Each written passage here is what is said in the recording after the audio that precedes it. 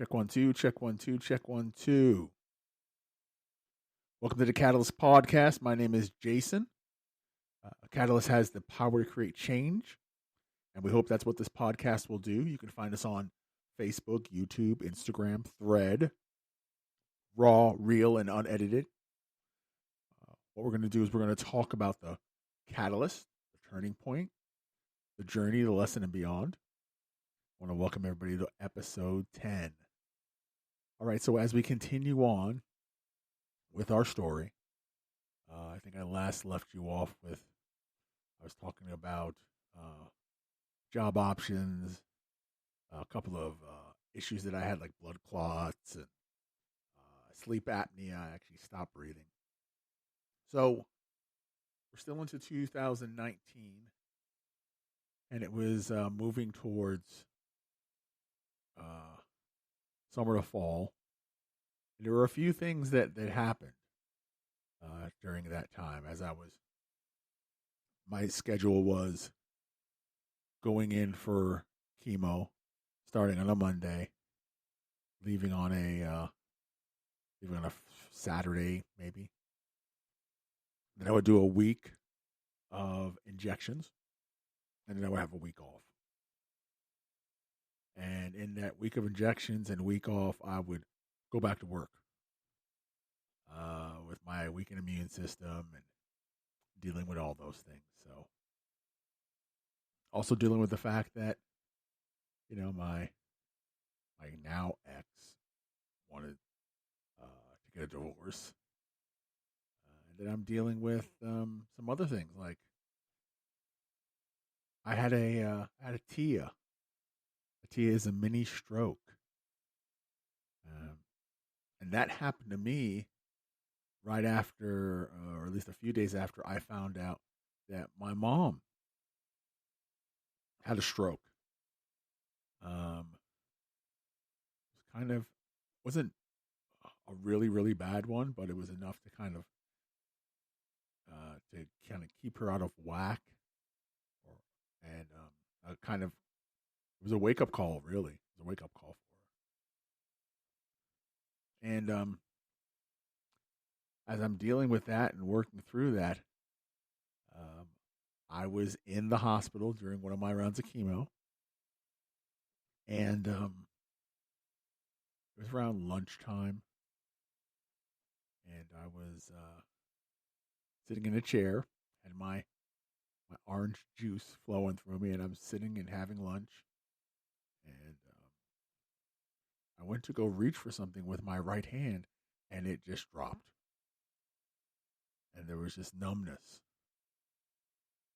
and I couldn't feel my leg, I couldn't feel my arm, and I'm, trying to lift it, it won't move, so I grab it and try to keep it up, and it just dropped. Everything dropped. So I pushed the alarm for the nurse,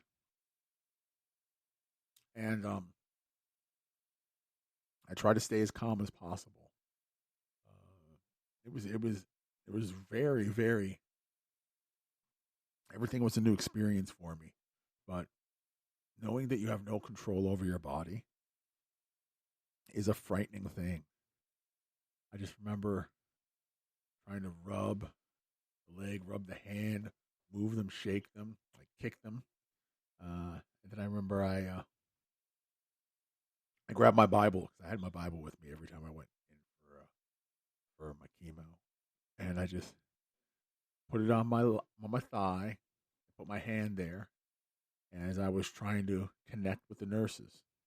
Now, mind you, the nurses would be in the room like at the blink of an eye. In fact, it felt like I had no privacy. At this point in time, at this moment, no one was responding to my calls. So I was starting to get a little concerned, a little frustrated as I try to work this part of my body back. I just kept concentrating on it. Slowly but surely, it started to kind of come back. And by the time it did come back, a flood of nurses and doctors came in. Like, what's going on? I go, well, I was trying to reach you guys, and the side of my body just stopped working. And didn't you pull it out? And I'm holding the little call button dangling. I did pull it out. And they went and checked me and ran some tests and everything. And yeah, you had a TIA. You had a what's called a mini stroke. And I mean, I was kind of in the now, in the moment during the whole process. But that really, if at any point I was kind of might have meandered off, that put me right back into focus, into the seriousness of it, and how, there are certain things I need to do to make sure I stay on track and stay focused and get myself better, because something like this can happen. And then like a few weeks later, my dad has a stroke. His stroke was a little bit more severe. So there's my mom, there's me, and then my dad. And like I said, my dad's was a little bit more severe. He came out of it with a little slurred speech, and one side of his body was kind of not as reactive. And I had a lot of concern for my dad. So I was speaking with his wife about what was going on with him, and she brought up that she was going to do a collection at the hospital she worked at for money, because again, every third week I'm not working, and it was a non-paid FMLA, so we were short on our funds, and it was actually a friend of my ex's who put together something and raised like a GoFundMe, and raised like $5,000-$6,000, something like that, $6,000 or $7,000. It was pretty amazing, and it got us through a tough time. But she said that she was going to do this, and then wanted to know if it would be possible if my dad would be able to come down. I'm like, at least for 1 week, I'm not going to be available, but yeah, we can definitely spend some time. And she would correspond back and forth with me. I would talk to my dad and see how he was doing. I was reaching out to my mom and seeing how she was doing. And I get a call from her and a text message that she said she raised $10,000. And I was like, you gotta be kidding me. There's no way. And I was just overwhelmed. It was just like incredible. Like, wow, that's a lot of money. And I told my wife, and my wife was talking with her. I mean, my current at that time, my wife, now my ex. And what she said is, do you want me to send it in the mail, or do you want me to have your father bring it down? And I said, I'd rather have him bring it down. So she's arranging things and letting me know about, my dad and his flight. He's going to be coming this week. And as we get closer to the day, I'm like asking for like the information, the travel information. When's this, when's that? Because I want to make sure we get him. And she was kind of very hesitant and give the information. And finally she gave me information. And I kind of reviewed it, and it wasn't accurate. It wasn't excuse me, it wasn't real, to be honest. And so I talked with my dad. It's like, what are you talking about? I'm not flying out anywhere. I'm not going anywhere. You can't listen to her. She's like a little crazy. So I confront her and talk with her, and it's like, what's the deal? Your father's coming on this day. Your father's coming on this day. And I'm like, okay. So now I got conflicting stories. And my most recent experience with her, a few years earlier, where she left. We had a whole week planned for them to come down. They come down and then leave the next day because it was raining when she landed. Florida in the summer, it rains. It rains at 11:45 to about 1 o'clock, and then it's sunny and nice for the rest of the day. She made the excuse about meds and stuff like that. She's a nurse, so she knows she can get an emergency supply. But, that kind of gave you an idea of what this lady was like. The day for my dad to come, I get up in the morning. I'm checking the flight schedules. There's no flight. There's no flight going out of Avoca. There's no flight going into Charlotte. There's no flight coming to West Palm. So now I'm trying to call her.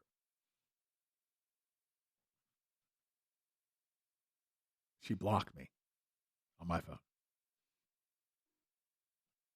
And so now I'm trying to reach out to my dad.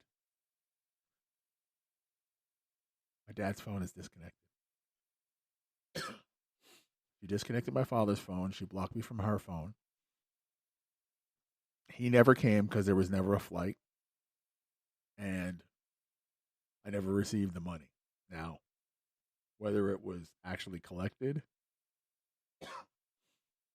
sorry about the coughs, folks. We're all real and unedited. I have a little bit of a cold. So, none of it was real. Now, she may have collected money. I don't know. Maybe she did. Maybe she didn't. I don't know because I've never seen it. And then she did this where she took my dad's phone away. So I'm going through all this stuff, and now I've got to deal with this woman who's raising money, if she actually did, using my illness, and then restricted me visit with my father, being able to communicate with him. I was angry. So I put her on blast. Facebook, I just put her on blast. All the threads that she sent me, sent everything out. And amazingly, my wife at the time got upset. Well, now your son's not going to be able to have a relationship with his grandfather and his grandmother. Number one, she is not his grandmother. My mother is his grandmother. Number two, if she blocked me from having communication with him, what makes you think that she's going to give him access to Gabriel? Like you've got to figure these things out. Like, come on. Those were a few more of the amazing and interesting things that have transpired throughout this process, to be the first process. We'll dive deep a little more in episode 11. So again, this is the Catalyst Podcast, raw, real, and unedited. You can find us on Facebook, YouTube, Instagram, Thread. The Catalyst has the power to create change, and we hope that's what this podcast will do. We're going to talk about the catalyst, the turning point, the journey, the lesson, and beyond. We'll see you next time for episode 11. Go be great.